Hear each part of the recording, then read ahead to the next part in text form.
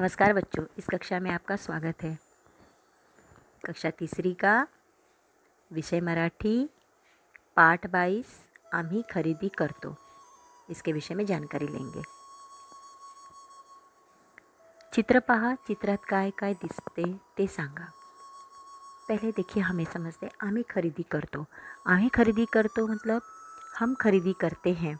खरीदी करना, हम कोई भी वस्तु खरीदते, जैसे कपड़ा खरीदना, गहना खरीदना, आप जूते चप्पल खरीदते हो, पुस्तकें खरीदते हो, ऐसे सब वस्तुओं को हम जो भी खरीदते हैं तो वही कहते हैं ना कि हम खरीदी करते हैं। भाजीपाला, फल इत्यादि सब आते हैं उसी में। तर आता पुढे पाहूया, आम्ही खरेदी करतो, काय खरेदी करतो। इथे तुम्हाला काय दिसते? साले वस्तु भंडार। साले वस्तु भंडार मतलब साला का जो भी विद्यालय के सामान है वो मिलता है यहाँ पर, जैसे रबर, पेंसिल, पेन, वही, रंगपेटी, कंपास पेटी, टोक यंत्र, पट्टी, स्टेपलर, दफ्तर इत्यादि इत्यादि। ये सारी चीज़ें हमें साले वस्तू भंडार में मिळती है, ते सर्व आपण खरेदी करतो। पुढे आपण पाहूया,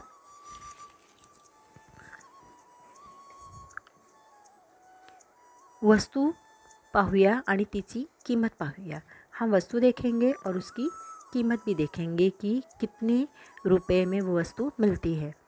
तर सर्वप्रथम बघा तुम्ही, रबरची कीमत किती आहे? 1 रुपया, उसकी कीमत 1 रुपया है।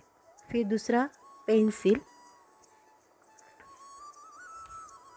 पेंसिल की कीमत 5 रुपये। आगे हम देखेंगे पेन, पेन की कीमत है 10 रुपया। आगे देखिए वही, कापी जिसमें आप लिखते हो, उसकी कीमत है 20 रुपया। उसके आप देखिए आगे रंग पेटी, रंग पेटी की कीमत है 20 रुपया। और आगे चलिए कंपास पेटी, कंपास पेटी की कीमत है 100 रुपया। आगे टोक यंत्र अर्थात शार्पनर, उसकी कीमत है 5 रुपया। पट्टी, उसकी कीमत है 10 रुपया। स्टेपलर, स्टेपलर की कीमत है 50 रुपया। दफ्तर, बैग जो आप स्कूल लेकर जाते हो, उसकी कीमत है 200 रुपये। तो इस तरह से हमने वस्तु देखी और उनकी कीमत देखी।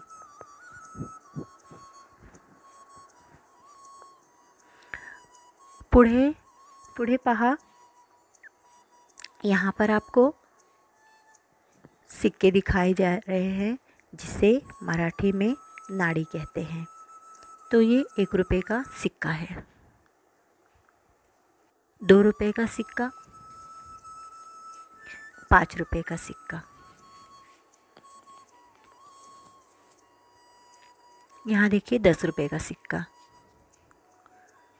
ये 10 रुपये का नोट है, दोनों चलन में है, 10 रुपये का सिक्का और नोट। फिर 20 रुपये का नोट, यहाँ पर देखिए 50 रुपये का नोट। आगे 100 रुपये का नोट, 200 रुपये का नोट, 500 रुपये का नोट,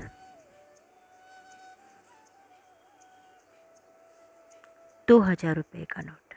तो इस तरह से हमने इस पूरे पाठ में ये देखा कि पहले तो हमने ये देखा कि हम जो वस्तु खरीदते हैं, जो भी चित्र हमें दिखाया गया था, वो हमारे साले वस्तु भंडार साले से संबंधित था और उसकी कीमत देखी। उसके बाद हमने देखा, नोट देखी और सिक्के देखे, जिसे हम मराठी में नाड़ी कहते हैं, नोट को नोटा कहते हैं। तो इस तरह से हमने ये सब देख लिया। अब आप लोग इसी को ध्यान से अभ्यास करते रहना बच्चों।